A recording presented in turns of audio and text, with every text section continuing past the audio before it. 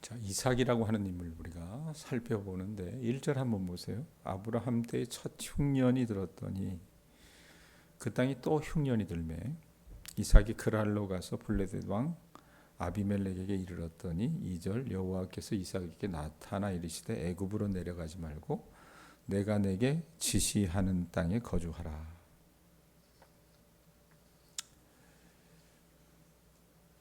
이 아브라함 때 첫 흉년이 들었던 그 약속의 땅에 그의 아들 이삭 그때에도 다시 기근이 들었던 것 같아요. 자, 그 땅이 흉년이 들면 비가 오지 않아서 물이 항상 넘치고 농사가 잘 됐었던 애굽으로 피난 가는 것이, 이민을 가는 것이 이 가나안에 거주했던 사람들에게는 상식이었습니다. 상식. 자, 이삭이 머물렀던 땅이 흉년이 들었다 그랬어요. 그러니까 이삭도 가족을 데리고 애굽으로 내려갈 목적을 세워서 여행길에 올랐던 것 같아요. 가나안과 애굽 중간 지점쯤 되는 곳이 어디였냐면 그랄이라고 하는 곳이었습니다. 블레셋 사람들이 살고 있었던 그랄이라고 하는 곳에 이르렀을 때 하나님께서 어떻게 하세요? 2절에 보면 여호와께서 이삭에게 나타나 이르시되 애굽으로 가래요? 가지 말래요? 내려가지 말고 내가 내게 지시하는 땅에 거주하라 말씀하셨습니다. 그렇게 말씀하시고 하나님께서 3절에서 5절 말씀 보세요. 3절 4절 보면 그 그랄 땅에 잠시 너가 거주하게 되면 이 땅에 거주하면 내가 너와 함께 있어 내게 뭘 준대요? 복을 주고 내가 이 모든 땅을 너와 내 자손에게 주리라. 내가 내 아버지 아브라함에게 맹세한 것을 이루어 내 자손을 하늘의 별과 같이 번성하게 하며 이 모든 땅을 내 자손에게 주리니 내 자손으로 말미암아 천하 만민이 복을 받으리라. 복 주신대요.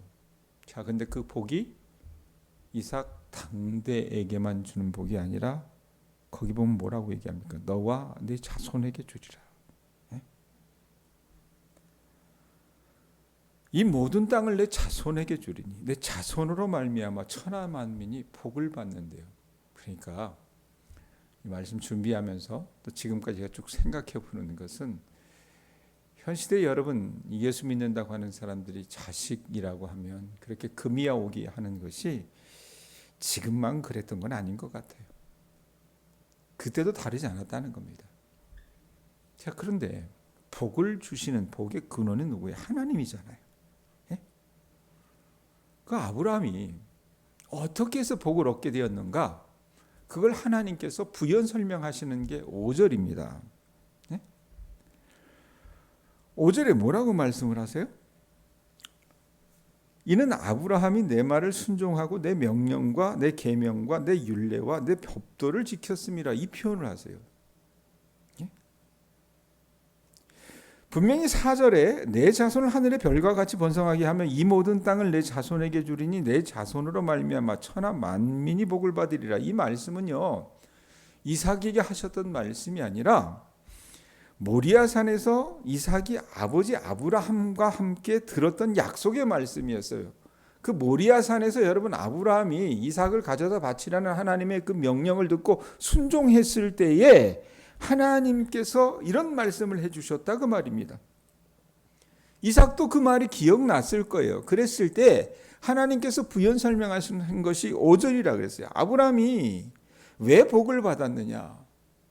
왜 아브라함과 그의 자손이 복의 근원이 됐느냐? 만민에게 복이 됐느냐? 이유가 있다라고 얘기해요. 뭐라고 얘기합니까? 5절 맨 앞에 보면 이는이라고. 이는 아브라함이 내 말을 어떻게 했대요? 순종했다라고 얘기합니다. 아브라함이 복 받을 짓을 한 거예요. 무엇을 했기 때문에?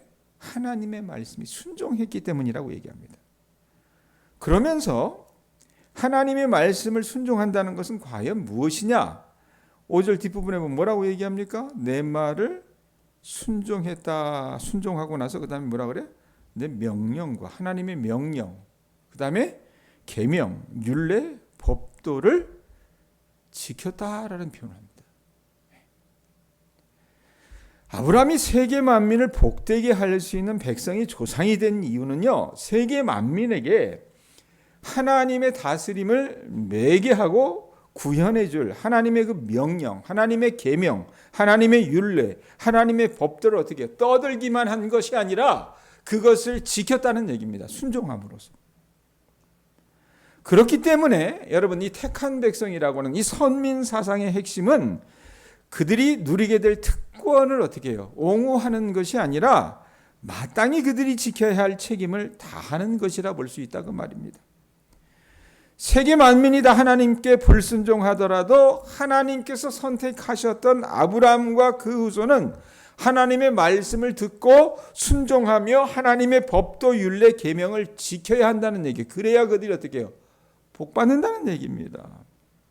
자, 그러면 여러분, 이 말씀을 가지고 최근에 벌어지는 상황을 한번 좀 보시기 바랍니다. 최근 중동 지방에서 벌어진 전쟁의 원인을 보면 대부분은 이스라엘과 미국으로 대변되는 이 유대인이라고 하는 이 민족의 그릇된 선민의식에 기원합니다. 이 사람들은 자기들이 무슨 대단한 특권을 가진 것처럼 생각해서 그들이 행하는 폭력, 살인, 광기, 파괴 등을 성경의 이름으로 정당화하려고 합니다. 트럼프 보세요, 여러분. 자기가 예수라고 얘기하잖아요. 그것을 어떻게 지켜 세우는 미국의 그 복음주의권 목사들이 있습니다. 이스라엘 사람들은 더해요. 자, 그런데 정말 여러분, 이들이 선민입니까? 택한 백성입니까? 오늘 말씀을 여러분 판단의 잣대를 우리가 가지고 본다면 이스라엘과 미국이 가지고 있는 이런 선민 사상이 단단히 잘못됐다는 것을 우리가 말씀을 통해서 확인할 수 있다는 얘기입니다. 그들이 정말 택한 백성이라면, 하나님의 복을 유통하는 복의 근원되는 민족이라면 그들의 삶 속에서 하나님의 말씀을 듣고 순종하며 하나님의 법도 율례 계명을 지켜야 하는 것입니다.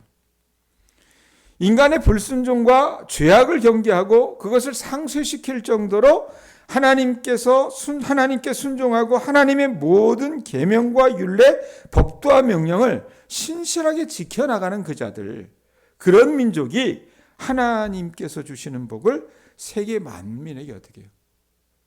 유통시킬 수 있는 그런 민족이 된다 그 말입니다. 그렇게 보면 트럼프와 이 네탄야후를 비롯한 유대인들이 지금 떠들고 있는 선민 사상은요, 완전히 거짓입니다. 그들이 정말 하나님의 자녀라면 전쟁 대신에 평화를, 무너진 불의 대신에 정의를 바로 세우는데 앞서야 한다 그 말입니다. 자, 그럼 우리 얘기로 끌어봅시다. 우리 또한 복받기를 원해요. 하나님께서 우리에게 복을 주셔서 우리 자녀들이 복을 누릴 수 있기를 원합니다. 그렇게 우리가 택한 백성으로서 복의 근원이 되고자 한다면 우리가 해야 될 게 뭡니까? 아브라함이 왜 복받았다 그래? 5절에 보면 다시 보세요. 이는 아브라함이 내 말을 순종했다 그랬습니다. 우리가 그러기를 원한다면 하나님의 말씀에 순종하고 하나님 그분의 명령과 계명, 율례, 법도를 지켜야 복받을 수 있다는 얘기입니다. 아브라함에겐 여러분 그것이 어느 순간까지 나갔어요? 이해할 수 없었잖아요. 25년 동안 그렇게 학수고대에서 기다렸던 그 아들 레미를 하나님께서 네 아들, 네가 사랑하는 독자를 내가 내게 지시하는 땅으로 가져다가 어떻게 번제로 가져다 바치라고 했을 때 이해하고 받아들일 수 없는 하나님의 명령이었음에도 불구하고 순종하고 그 계명을 지켰을 때 그가 복받았다 그 말입니다.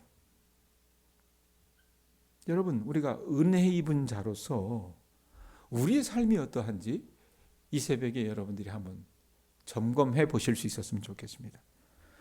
내가 순종의 열매를 거두기보다는 주께서 주신 그 은혜에만 어떻게 취해가지고 그것만을 누리려고 방종하고 그것을 남용하는 삶을 일삼고 있지 않은지 저와 여러분이 살펴보셨으면 좋겠어요. 자, 이렇게 하나님께서 명령해 주셨잖아요. 5절까지. 그렇게 가나안 땅을 중심으로 번성해서 천하 만민이 복되게 할 사명을 되새겨 주셨던 하나님의 말씀으로 이삭은 내가 애굽으로 가는 것을 포기해야 되겠다 이렇게 결심을 해요. 그래서 그 블레셋의 그랄 땅, 애굽과 이 약속의 땅이었던 가나안 중간 지점 되는 이 그랄 땅에 그냥 거기 상당 기간 머물렀습니다. 그런데 분명히 우리가 말씀해 보면 복이 될 수 있는 여러분 이유는 뭐라고 했어요? 하나님의 말씀에 순종하는 거라고 얘기했잖아요. 머물기는 했지만 이 사람이 어떻게 해요? 삶 속에서 자기 아버지가 했던 것과 같은 똑같은 실수를 저지릅니다. 7절 보세요. 그곳 사람들이 그의 아내에 대하여 물으며 그가 말하기를 그는 내 누이라 하였으니 리브가는 복이 아르다므로 그곳 백성이 리브가로 말미암아 자기를 죽일까요? 그는 내 아내라 하기를 두려워함이었더라. 이삭이요, 자기 홈그라운드가 아니잖아요. 자기 고향이 아니잖아요. 근데 이 그랄 사람들이 하필이면 이삭의 부인이었던 리브가, 이 리브가도 이삭의 엄마 못지않게 이뻤었던 모양이에요. 이 리브가 때문에 자기 자신을 죽일까 두려워서 리브가를 어떻게 해요? 이 사람 내 부인이 아니라 나의 누이라고 소개를 했던 거예요. 근데 여러분 우리가 이 비슷한 사건을 기억하지 않습니까?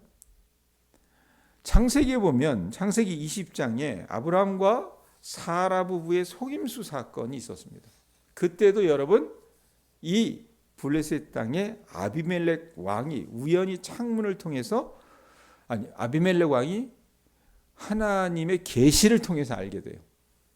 그런데 지금은 어떠냐면 이 아비멜렉이라고 하는 사람이 여러분 어떻게 해요? 그때도 아비멜렉이었고 지금도 아비멜렉이었고 이렇게 보면 같은 사람인가 생각할 텐데 아니에요. 같은 사람이 아니고요. 그냥 그랄 땅에 있는 블레셋 사람들이 왕을 일컬을 때 아비멜렉이라고 하는 이름으로 일컫는다고 보시면 될 것 같아요.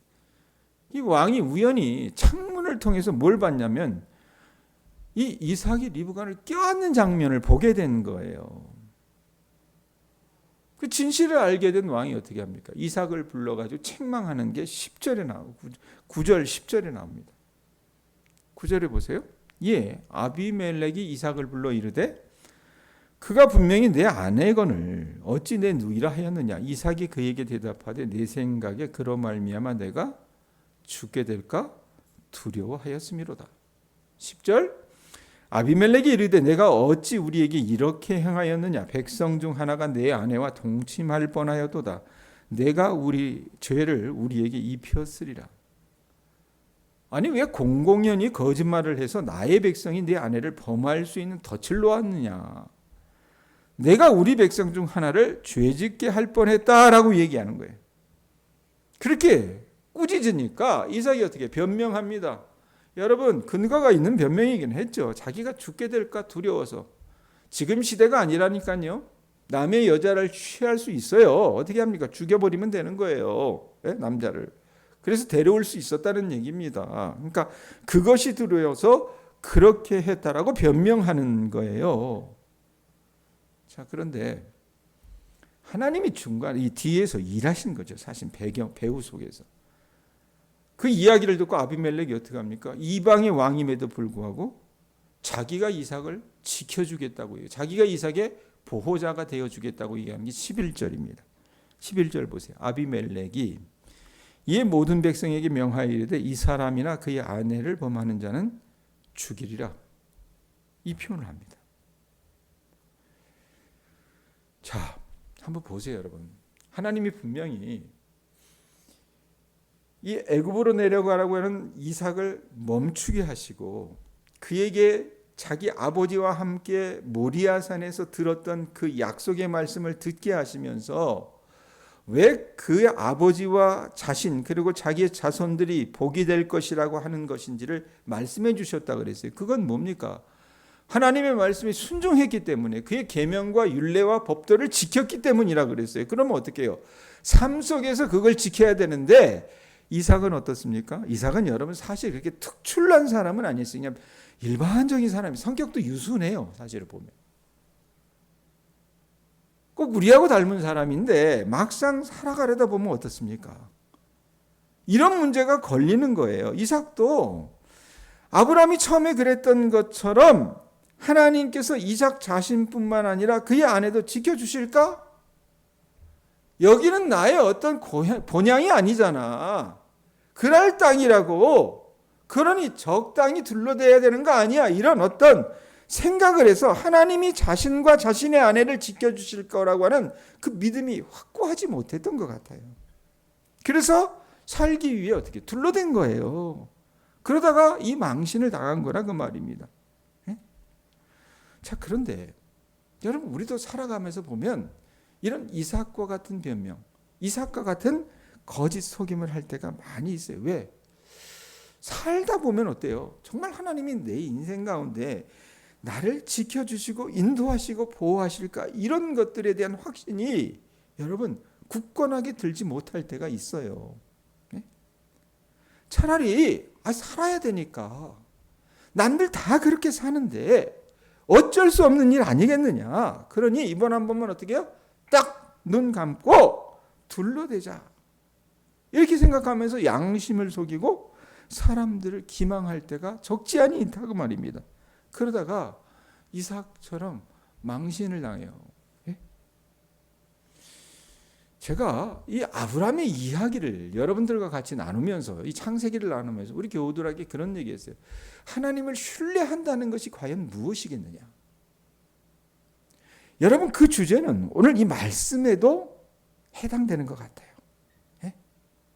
어떤 순간에도 하나님께서 나와 우리 가족을 지켜주실 것이라고 하는 그 믿음을 내려놓지 않는 것이 하나님을 신뢰하는 것이 아니겠느냐라는 생각이 들어요.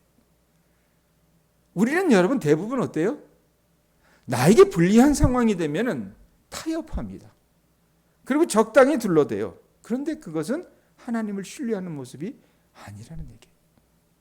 오늘 하루 살아나가시면서 분명히 이런 도전이 여러분들의 앞에 있을 것입니다. 그럴 때에 주님께서 주시는 이 말씀을 여러분들 기억하실 수 있기를 바라고, 정말 이 새벽에 이 말씀을 듣는 저나 우리 교우들이 아브라함처럼 정말로 복이 되기를 원한다면 하나님의 말씀을 순종하고 그분의 계명과 율례와 법도를 지켜나가면서 우리 삶 속에서 어느 순간에도 하나님은 나를 지켜주실 거야 라는 그 확신을 가지고 타협하지 않는 주의 자녀들 되실 수 있기를 축원드립니다. 기도하겠습니다.